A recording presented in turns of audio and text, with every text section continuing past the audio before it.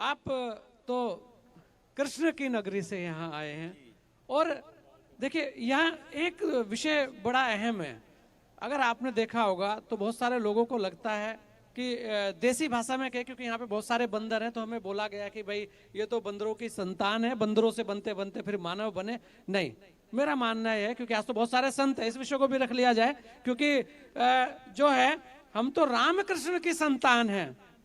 तो जो वर्षों पुरानी परंपरा है, मानव रामकृष्ण की संतान है। किसने कहा हम वानर से बने संतान है, वानर से बने मनुष्य हैं? तो ऐसी जो चीजें हैं वो जो थोपी गई हैं चीजें, क्योंकि रामकृष्ण की भूमि, आप कृष्ण की भूमि से आज राम की भूमि पे हैं, क्या कहेंगे उसे देखकर? क्या लगता है आपको इस अयोध्या को देखकर?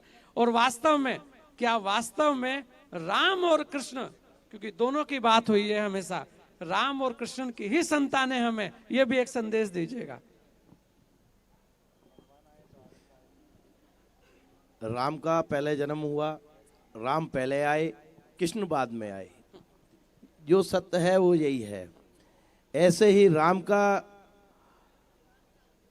पहले अयोध्या का उद्धार हो रहा है और उसके बाद में मथुरा का उद्धार होना है। हाँ। ऐसे ही मनुष्य के लिए भी आप जैसे बोल रहे हैं, अगर बांदर के उससे आते तो बांदर भगवान से राम के साथ ना होते। बांदर तो आदिकाल से ही है और मनुष्य भी आदिकाल से ही चले आ रहे हैं, क्योंकि ठाकुर जी के संग में जो है बांदर है, गऊ सेवा है, गाय है। भगवान कृष्ण ने गाय को अपना वो रखा और इधर राम जी ने बांदरों को अपने साथ में रखा।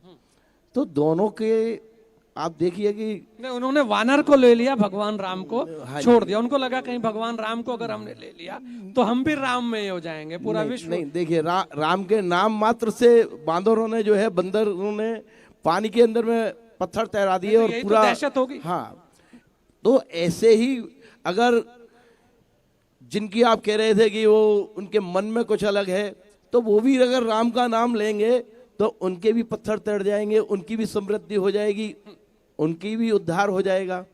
तो राम के नाम मात्र से ही उद्धार है, वो सत्य है। क्योंकि जिस समय अंत समय आता है उस समय भी राम नाम सत्य है, यही कहा जाता है।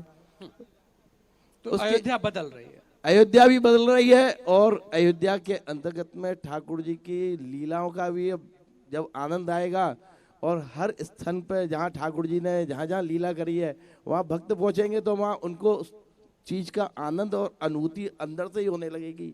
और वो आनंद प्राप्त होगा कि उत्सव जो इस समय बन रहा है वो आगे तक चलता रहेगा। राम उत्सव, राम उत्सव।